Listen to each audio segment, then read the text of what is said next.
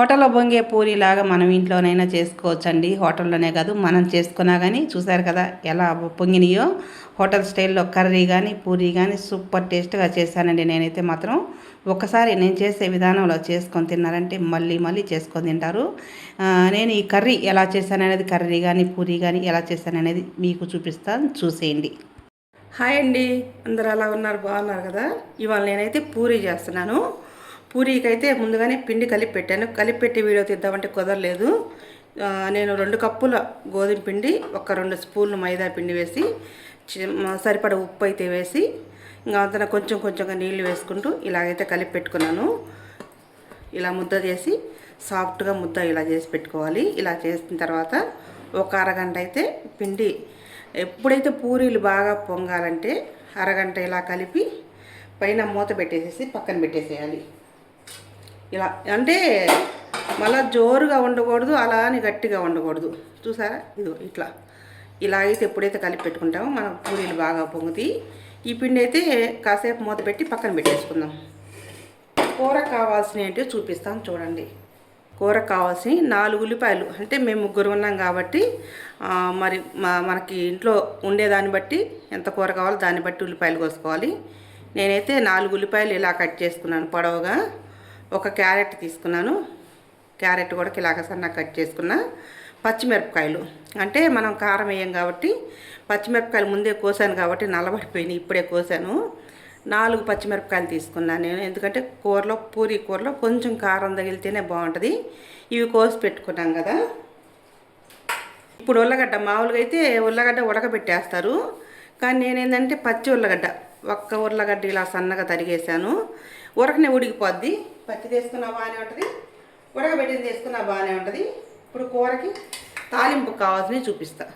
ఇప్పుడు తాలింపు కావాల్సినవి కొన్ని ఉల్లిపాయలు, తాలింపు గింజలు, ఇది ఒక ఎండుమిరపకాయలు సన్న కట్ చేసుకున్నాను, కరివేపాకు కడిగి ఒక రెబ్బ కరివేపాకు, ఇవేనండి తాలింపు కావాల్సినవి. ఇప్పుడు కూరకు సరిపడా నూనె అయితే వేసుకుందాం బాండీలో. ఇప్పుడు నూనె కాగిపోయింది కదా, మనం తాలింపు కావాల్సినవి నూనెలో వేసేసుకుందాం. తాలింపు దోరగా వేయించుకోవాలి. తాలింపు చూసారా దోరగా వేగిపోయింది కదా. ఇప్పుడు మనం ఈ ఉల్లిపాయ ముక్కలు, క్యారెట్ ముక్కలు, పచ్చిమిరపకాయలు తాలింపులో వేసేసుకుందాం. సరిపడ ఉప్పు అయితే వేసుకోవాలి, సరిపడ పసుపు వేసుకొని అన్నీ కలిసేటట్టు బాగా కలబెట్టుకోవాలి. బాగా కలబెట్టుకున్న తర్వాత ఇప్పుడు ఉల్లగడ్డ ముక్కలు కూడా వేసుకుందాం. ఉల్లగడ్డ ముక్కలు వేసి కలబెట్టుకొని కాసేపు మూత పెట్టేసేద్దాం.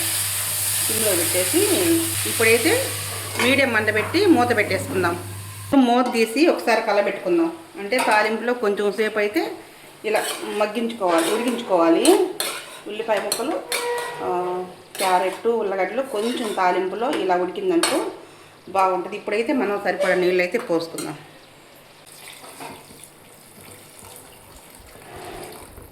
పూరి కూర కాబట్టి ఉల్లిపాయలు మునిగాని చూసారు కదా, ఇట్లా నీళ్ళైతే ఉల్లిపాయలు మునిగాని నీళ్ళు పోసుకొని పెద్ద మంట పెట్టేసేయాలా. ఇప్పుడు మళ్ళీ కాసేపు ఉల్లిపాయలు, క్యారెట్ ముక్కలు, ఉల్లగడ్డ ముక్కలు అన్నీ ఉడికేదాకా మూత పెట్టేసుకుందాం. మూత పెట్టి కాసేపు ఉడికించుకుందాం. ఉల్లిపాయలు ఉడికే లోపల ఒక స్పూన్ శనగపిండి తీసుకొని చూసారు కదండి, ఉండగట్టకుండా ఇలా కలిపి పక్కన పెట్టుకోవాలి. ఉంటే ఏమైందంటే పూరి కూరలో పోసినప్పుడు అది గడ్డలుగా ఉంటుంది కాబట్టి ఉండగట్టకుండా ఇలా చూసారా ఇట్లా కలిపి పెట్టుకొని ఇప్పుడు ఇలా కలిపి పెట్టుకున్నాం కదా, పక్కన పెట్టేసుకుందాం. ఇప్పుడైతే మూత తీసి ఉల్లిపాయలు ఉడికినా లేదో చూద్దాము. ఉల్లిపాయలు కొంచెం ఉడకాల, మనకి పట్టుకొని చూస్తేనే కాదు ఉల్లిపాయలు ఉడికినట్టు మనకి ఇలా చూస్తేనే అర్థమైపోద్ది. చూపిస్తాను. ఇంకొంచెం ఉడకాలి. ఉప్పు సరిపోయిందని చూసి ఉప్పు వేసుకుందాం. ఇప్పుడైతే ఉప్పు సరిపోలేదు, కొంచెం ఉప్పు అయితే వేసుకుందాం. మీకు చూపించి మరీ వేస్తున్నాం. ఉప్పు ఏంటంటే ఎవరైనా తర్వాత చూసి వేసుకోవచ్చు. ఇప్పుడు కొంచెం మళ్ళీ కలబెట్టుకొని మూత పెట్టేసుకుందాం ఉల్లిపాయలు ఉడికేదాకా. ఇప్పుడైతే ఉల్లిపాయలు ఉడికిపోయినాయి. ఇప్పుడు మనం ఇలా శనగపిండి కలిపెట్టుకున్నాం కదా, అదైతే పోసేసుకుందాం. ఇంతకన్నా మెత్తగా ఉడికితే కూర వచ్చి ఉండదు. చూపించాను కదా, కలిపి పెట్టుకున్న శనగపిండి అయితే పోసేసుకున్నాం.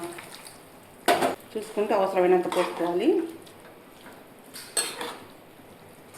కరెక్ట్గా నేను కలిపింది ఒక స్పూన్ కలిపాను, మొత్తం సరిపోయింది.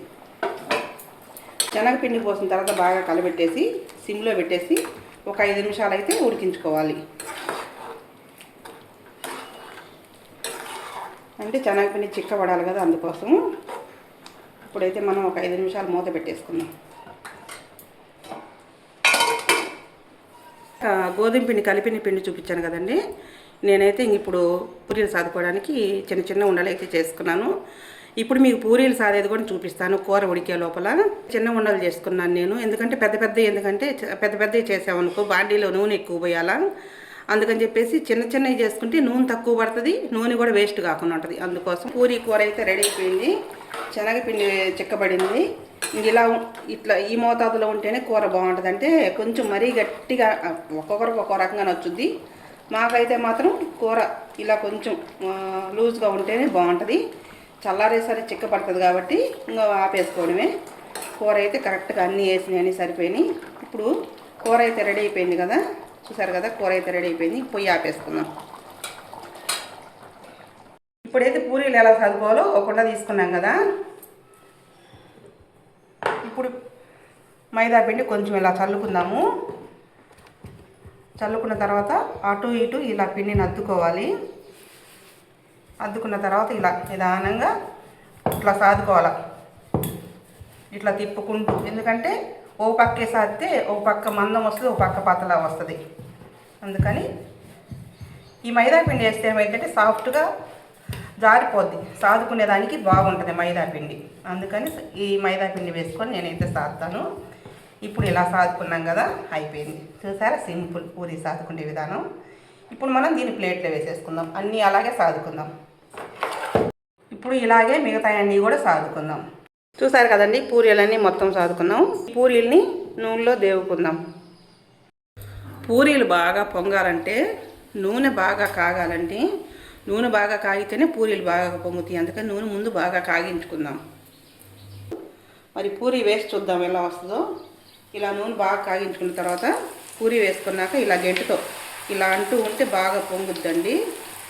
చూసారు కదండి పూరీలు అయితే ఎలా పొంగినాయో. మనం చేసుకునే విధానంలో ఉంటుంది. ఇవాళ నూనె ఎందుకనో కానీ నురుగు వస్తుంది. ఎందుకంటే మాకు ఇక్కడ ఊర్లో షాప్లో తీసుకొచ్చాము గానుగ నూనె. ఆన్లైన్లో తీసుకొచ్చింది అయితే నురుగు రాలేదు, ఆ పొంగు వచ్చేది మీకు చూపించలేదులే. ఇప్పుడు ఇంకో పూరీ వేసి చూపిస్తా. అయినా చిన్నవి సాదుకున్నాం అనుకో నూనె తక్కువ పట్టుద్దు, నూనె కూడా ఎక్కువ వేస్ట్ కాకుండా ఉంటుంది. ఎప్పుడైనా సరే ఇలా పూరీ వేసినప్పుడు గెంటితో ఇలా అంటూ ఉన్నామనుకో బాగా పొంగొద్ది. ఎక్కువ కాల్చకూడదు, గట్టి పడిపోతాయి. మెత్తగా ఉండాలంటే ఒకసారి అలా వేసేసి తీసేసుకోవడమే. చూసారు కదండి పూరి సింపుల్ అండి చేసుకునే విధానం. నేను ఎలా చేశానో చూపించాను కదా. ఎందుకని నురుగు వచ్చింది మా బాగా. అదే అసలు అంతకుముందు ఆన్లైన్లో తెప్పించింది అస్సలు నురుగు రాలేదు కదా, ఎంత వంట చేసినా.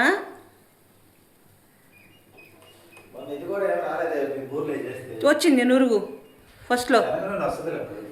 ఇది మనం ఆన్లైన్లో తెప్పించింది రాలేదయ్యా. అది నేను అనేది. మరి ఇది ఎందుకో తెలియదు కానీ, అంటే అక్కడ కొంచెం ఆ నూనె కొంచెం బాయిల్ చేస్తారంట కదా, దానివల్ల ఏమో. ఇది తీసినట్టు డబ్బాలకి ఎత్తి పెట్టేస్తారు కదా.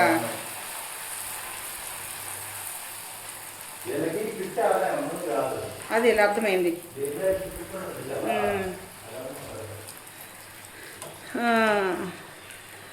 చూసారు కదండి పూరీలు అయితే రెడీ అయిపోయినాయి. మా వారు వచ్చి టేస్ట్ ఎలా ఉందో తిని చెప్తాడు. పూరీ కర్రీ చేశాను కదా, టేస్ట్ ఎలా ఉంది? పూరీ బాగుంది, సూపర్గా ఉంది. ఓపిక అంటే మనం బయట తీసుకొచ్చుకుంటే ఖర్చు గురించి కాదు, కాగిల నూనె చేస్తారు కదా మా, అందుకని చెప్పేసి నేను ఇంట్లో చేశానండి. పూరీ అయితే మాత్రం సూపర్గా వచ్చింది. ఇదైతే ఫుల్ వీడియో అప్లోడ్ చేస్తాను చూడండి. వీడియో నచ్చితే లైక్ చేయండి.